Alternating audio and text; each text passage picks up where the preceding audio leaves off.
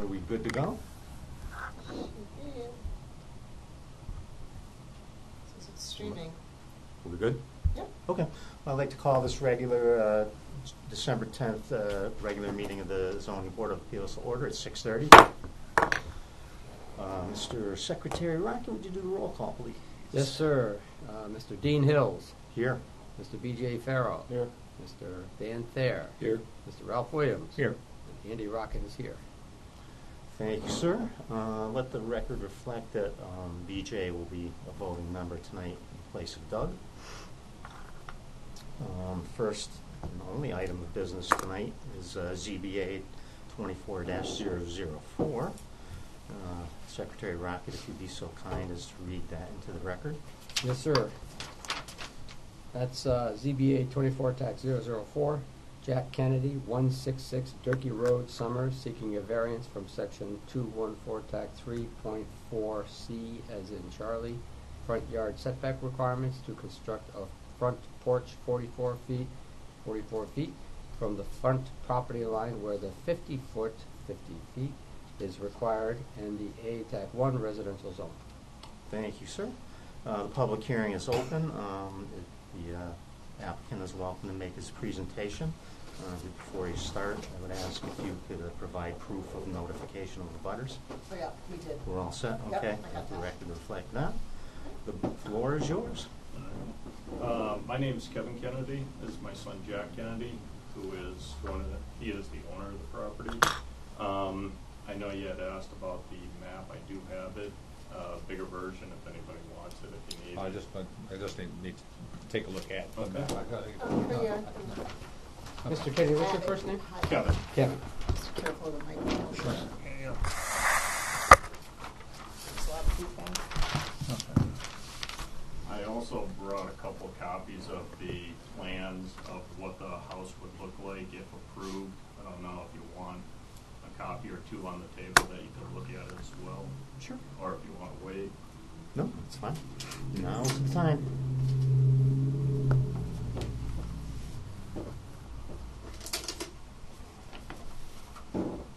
I'm not turn around. I was a Monopoly treasurer as a kid. I don't know how to read upside No, down. I... You want to just put your phone The plot plan we had, it was to show the section, so I'm assuming this is a... Three-sided? Yeah, it will be a three-sided.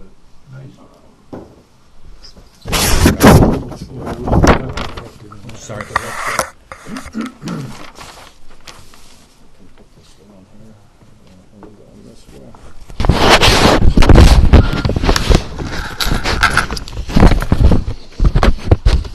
Oh, yeah, this is a conforming one. Where's the microphone? No, Okay, like that.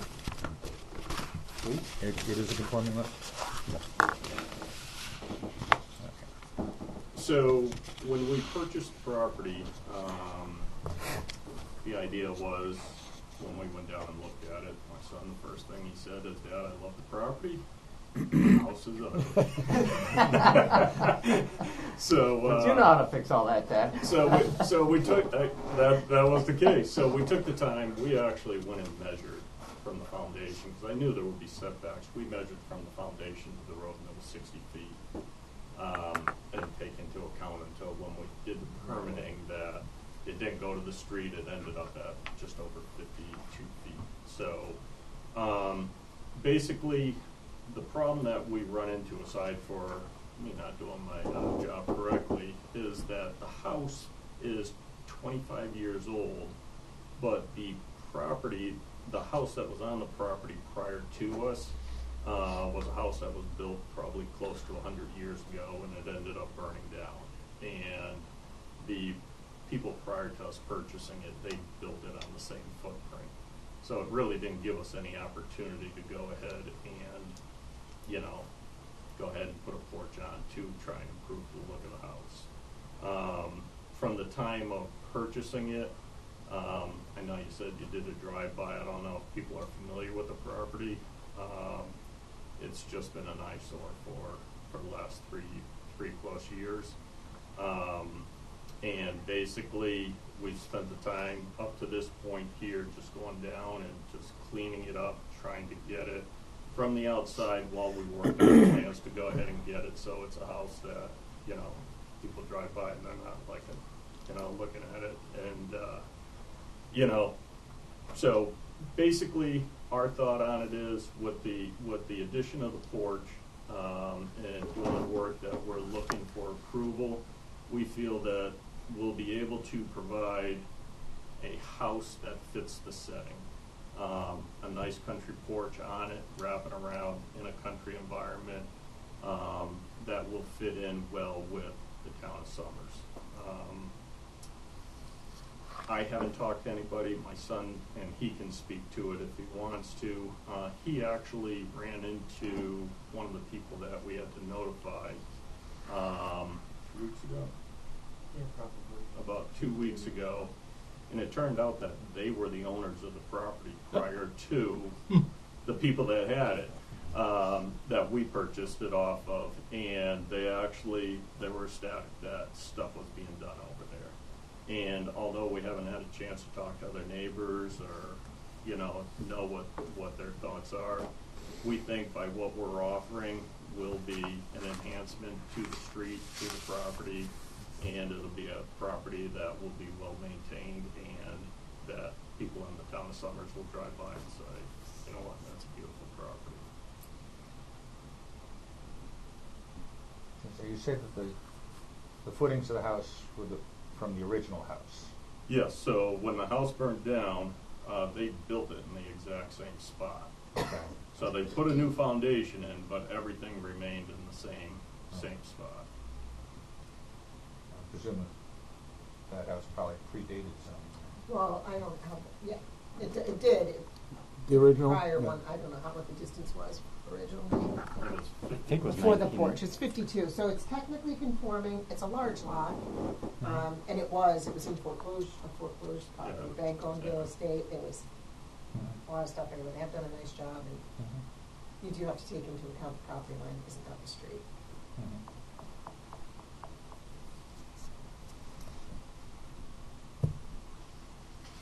Any questions? What's the hardship?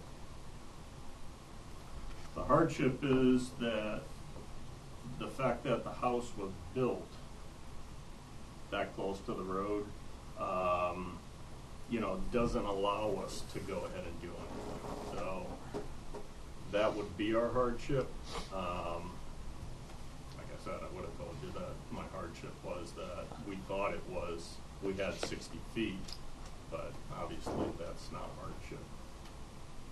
Like, we did our due diligence to an extent to try and figure out prior to purchasing it if we could go ahead and do it, and we thought that that's what we had done. Well, one could maybe claim that it's a hardship because you have a septic tank on one side and an existing well which has to be abandoned, right? On the other side, those might be hardships. Because I'm saying this because this is why this is the job. If you want to be popular in town, you be on the ZBA. Just remember that. Because you're supposed to enforce these things, you know what I mean? And it's like, oh, great, but a standard isn't. It makes it look better. Because if it was that, it's like, heck yeah. But it's like, there has to be some reason. But on the other hand, if there's a septic tank on one side and an abandoned well on the other side, might that be considered a hardship? I don't know if it's a hardship that requires a porch, but the thought that crossed my mind, to be honest with you, I came in, just on the face of it, I would say, I don't see any hardship. But you mentioned the footprint of the old house, and I think about that because I live in an 1890 house, and I've done the measurements. My foundation is 49 and a half feet from the road. The road moved. Possibly. As a But- quick but- aside, the answer is no if you apply Well, for no, a variance. but Just off the road. well, apart from the fact that I'm on a non-conforming lot, but the fact of the matter is, if my house were to burn down, I would expect to be able to build on the same footings, and the fact that this is a house that was built on footings that were there does sway me a little bit. I'm looking for a reason too, and that would be an argument that it was built on the old footings. The counter argument is you didn't have to build it on the old footings. know, and they aren't, you know? Well, he didn't build it at all. So, He bought it. that was gonna be my point. The property is just under 6.5 acres. Hmm. Had we owned the house, we would have built it back probably about 300 yards. Yeah, right. Of course, on Durkee Road, I wouldn't count that that would all be dry land back there.